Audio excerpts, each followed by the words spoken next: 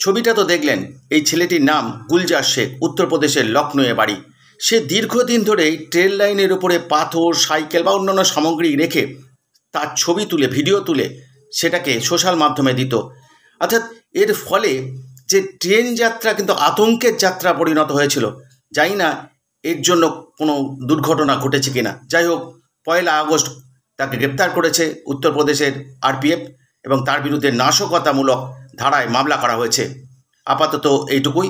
পরবর্তী ক্ষেত্রে আরও খবর নিয়ে আপনাদের সামনে উপস্থিত হব। ধন্যবাদ।